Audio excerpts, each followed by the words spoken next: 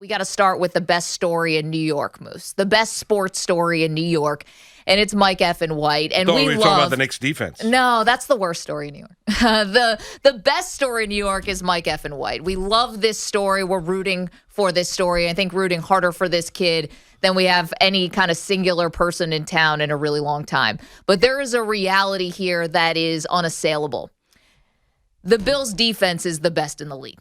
The reality is, this isn't just going to be a difficult task for Mike White and the Jets offense. This is going to be the most difficult that Mike White will face this season if he continues to be the starter. Here's what the Buffalo Bills defense is bringing to MetLife on Sunday. They are number one in opponents' points per game. They're holding teams to the lowest number of points in the NFL. They are holding teams to the lowest amount of yards in the NFL. They are the best on third down conversions in the NFL. They are best in the red zone in the NFL. They are holding opponents to the fewest touchdowns per game. They have the most takeaways in terms of per game. They have the number one defense in the NFL. You can see it by the eye test. The numbers back it up. The Bills defense is the best. So this isn't just about Mike White. Any quarterback who's going to be playing the Buffalo Bills is going to struggle. This is a defense that is legit. It's not just this year. They were great last year, and they brought everybody back. So we're going to try to talk in reality here, which is if Mike White and the Jets offense struggles, like every other offense has struggled against the Bills defense this year, would it be unfair to Mike White to immediately turn the page and go back to Zach Wilson? So the idea of riding the hot hand, right, which Robert Saleh has said, Mike White deserves a chance. He's given us the best chance to win. If he runs into trouble against the Bills, is it unfair to then go to Wilson against the Miami Dolphins, a team that is more in the same weight class as the New York Jets right now? Is it unfair, or do you think it's unfair? I don't think it's unfair. If I've said all along, if Mike White struggles against the Bills and Zach Wilson is healthy here and ready to go against Miami, I think you're seeing Zach Wilson against Miami. Yeah, I don't think you will. I think Mike White's going to get more than just the Bills game. So you don't think they're going to use the Bills as any kind of litmus test? They'll say, this is the number one defense. Anyone would struggle against this defense. It would be unfair. I think it's a litmus test. I think it's, I think everyone's running around and can't get enough Mike White, and the back pages of both the papers today and the big news that he's going to be starting and making that announcement, and not playing coy here, where the Jets, they could have waited and make the announcement over the weekend, or made the announcement on Sunday that Mike White was starting against the Buffalo Bills. They wanted to make sure that, the pathway was clear, that White is the starter and that Zach Wilson's going to be the scout quarterback. But for everything you mentioned, listen, the stats for the Buffalo Bills are gaudy. The defense is not broken. They can get after it. They've got a good secondary, aggressive. They're allowing 14.8 points per game. I think their defense has only allowed over 2,100 yards this year. When you look at it, the defense is legit. They're not the reason why that team lost Sunday as a double-digit favorite, over a 2-touchdown favorite Sunday against the Jacksonville Jaguars. But as we all say that, and you all look at it, and we look at the Jets being a 13-point dog Sunday against Buffalo, well, the Jets as an organization have got to realize that as well, right? So he's not a miracle worker, right? There's only so much that Mike White is going to be able to do as a quarterback. There's no making up the talent disparity, even with the injuries to the offensive line of the Buffalo Bills for the Jets in the span of 5 or 6 days. That's just not going to happen. So with all of that, the Jets have an understanding that White is probably going to struggle as well. And I don't know if that's the natural conclusion for Mike White. I also, harken back to a comment that Robert Saleh made yesterday when making the announcement, which is that, very fact is that a quarterback can learn by playing, and a quarterback can learn a lot by watching. Yep. And it's not a bad thing to watch a quarterback execute an offense the way that it's supposed to be executed. So if we go of the understanding that Zach Wilson is not ready, we go on the idea that the Jets made a calculated mistake at the start of the year by starting him from game one. Mm-hmm. Why continue to then compound that mistake by throwing out a quarterback coming off a PCL injury that you wholeheartedly believe right now that probably is not ready? Not that they're in the business of developing Mike White, but maybe Zach Wilson needs a little bit more time watching White play quarterback a little bit more time to get an understanding of what defenses are trying to do. And therefore, even if White struggles on Sunday, I don't know if that's the end of the Mike White journey here in New York. Man, I think there's going to be a real conversation that would happen with the Jets if White struggles and say this is a really bad loss here for the Jets, right? I mean, the Jets defense is struggled, and obviously losing Marcus May, that's a really big blow to this defense. Say the defense struggles, the offense struggles, and it's just one of those whitewash games. I wonder if they'll say to themselves, well, he got 3 games. He got 3 games to sit and watch, right? He got 3 games to sit and watch, obviously Zach Wilson I'm talking about. And we have to make sure that, first of all, he does have to get back in at some point this year. And I'm not saying like it needs to necessarily be immediately, but at some point, if you are going to give that, hey, he can learn by watching, you have to put him then back into game action to see if he can apply what he learned by watching and, and execute that on the field. And I wonder if they would say, listen, if Mike White struggles against the Bills, if Zach Wilson is 100% fully healthy with the knee, we could have him play a game against Miami. And I'm not saying the Miami defense isn't good, but Miami more in the weight class for the Jets. He can apply what he's learned from watching over 3 games, and we can also re-emphasize the fact that despite the fact that we all love the Mike White story, this really is, at some point, this is going to be about Zach Wilson. It's got to be. At some point, it's got to turn back to Zach Wilson because of the investment the team has already made in him. But is that point right now, or is that point after a game in which they struggle against the Buffalo Bills? I'll also bring up the idea of the room, the locker room for Robert Saleh, because I think the messaging of placing an importance on winning, playing competitive football, that entire team saw this offense look a lot differently under Mike White than they ever did against Zach Wilson as quarterback. And I don't disagree that at some point you're going to get there, but can you really sell it against the team that is a Super Bowl contending team that, guys, listen, he struggled against Buffalo, therefore he's not going to get a game against Miami? Can you really sell that to the players in that room that watched him? All of a sudden, they beat the Cincinnati Bengals. They were down 7-0 against Indianapolis. He led them to a game-tying score before he got hurt and lost feeling in the 2 middle fingers of his throwing hand. With all that, he has one bad game, and therefore the journey of Mike White comes to an end. I don't know if Robert Saleh can sell that as a football coach. I don't know if he can sell that to his team. I don't know if that is the natural end to Mike White as a quarterback or as the starting quarterback here in New York with the Jets. I think we all go into it with the understanding, listen, this is a ticked-off Bill team. Like, if you're going to look at this realistically and say, well, this is now the ultimate litmus test for Mike White, is it really a fair litmus test? You got a team that just came off a brutal loss on the road against Jacksonville. The offense looks broken. They're still a superiorly talented team. You're a double-digit dog at home.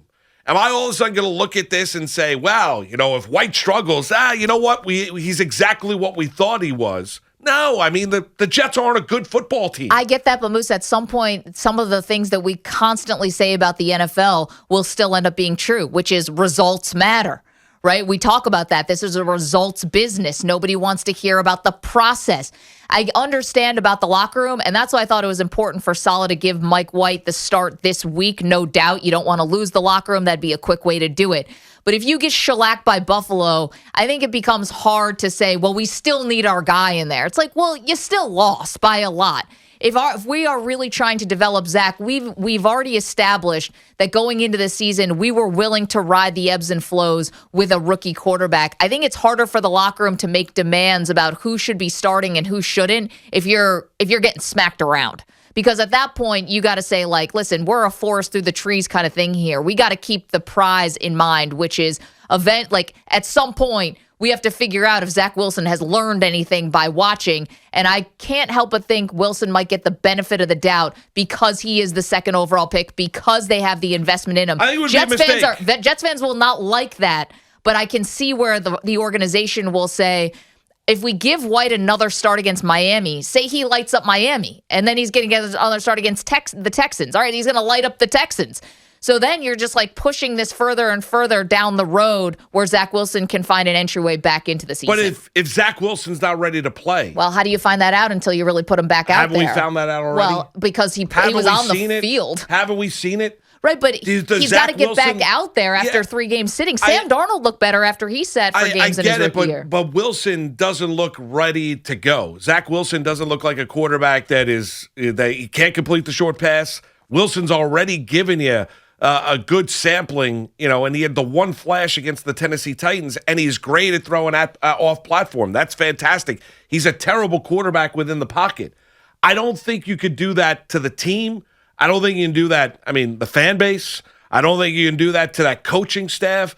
I think if you have come to the understanding, I think the Jets have, just a pure conjecture here, that Wilson is not necessarily ready to play and needs a little bit more time, I could see Mike White, and I think I would expect Mike White to get another start even after he struggles against the Buffalo Bills, because the Bills' defense is really good. Yep. Is a really, really good defense. Is that going to be the litmus test now for Mike White? I don't really believe it should be. I think for the Jets, they'd be fooling themselves, but I also don't think you'll necessarily get the results from Zach Wilson that you're looking for, because I don't think he's shown you he's ready to handle the position. But there could be a difference of opinion, and this would obviously be what they see in practice and things like that, but there could be a difference of opinion about how many games Zach Wilson needs to sit and watch before he's ready to go back on the field and sort of show what he knows. He's been terrible. Let's be honest. Zach Wilson's been terrible. Yeah, he was not ready. The reason why the Mike White phenomenon is taken it because Mike White actually looked competent at the position. And so did Josh Johnson, yes. And that even further cemented it. More so, right. More so Mike White. Johnson was putting up yardage in a game that was 45-10. I get it, but he was executing the offense. I get it, but it was 45-10. That's because the defense was awful. I get it, but that the defense is not really the defense doesn't have the same intensity at that stage as compared to the Cincinnati game. No, I was saying the Jets defense. The Bengals, I'm talking about putting up yardage against the Indianapolis Colts defense when you're leading that game 42-10. I get it. You're not playing with the same intensity as you would if they that still is had the starters one-score game. If that's a one-score game, it's totally and completely different. Right. So therefore, I look at the Josh Johnson garbage yards as what it is. The Bengal game is the one thing. The fact that he led the team down, Mike White that is, for a touchdown that we're down 7-0. I don't think it's the natural conclusion. I've looked at Wilson. I don't think the Jets are turning the page on Zach Wilson. I think any Jet fan that calls up here and says, well, you're going to trade Wilson in the offseason, I think you're crazy. But I don't think a natural conclusion comes Sunday against the Buffalo Bills, against a team coming off that loss, against that defense where you're nearly a 2-touchdown dog at home, and say, well, now we're really going to find out what Mike White is as a quarterback. And if he struggles, well, you know what? Let's put Zach Wilson back in there. Yeah, just at some point, and I know Jets fans aren't going to want to hear this, but at some point, Zach Wilson being the second overall pick and the fact they've already committed over $20 million to him, at some point that is going to play a factor. 877-337-6666. And I could see it playing a factor right after this Bills game if it looks as bad for the Jets offense as it could against the number one defense in the NFL. Let's go to you. Ray is in Queens, wants to talk about who else? Mike White. Hi, Ray. How are you? Hey, not bad. Moose Maggie. How you doing? We're doing what great. Up, Ray? First off, I just want to thank all the veterans for their service. Absolutely. Happy Veterans Day for those who've served and those who continue to serve. To my father-in-law, the great Anthony Laurie in Tucko, my dad Paul, 2 Vietnam vets as well. Happy Veterans Day. Absolutely. Now to Mike White. Look, if he plays well on Sunday and they don't win, I think we have to ride this Mike White wave until, he either gets hurt or he just looks utterly bad. It blows my mind how people get crazy about Zach Wilson and, we got to start him. I agree with you guys. I don't think it's such a bad idea to let the kid sit. It's not. It's just how many games. That's where I'm wondering about how many games do you need to see from Mike White in order to put Zach Wilson fully on the back burner, for the rest of the season? How many games does he have to play and look good for Zach Wilson to become an afterthought for this year, where you just can't play him? Listen, if he turns into the next Tom Brady, then this is all going to get worked out on its own.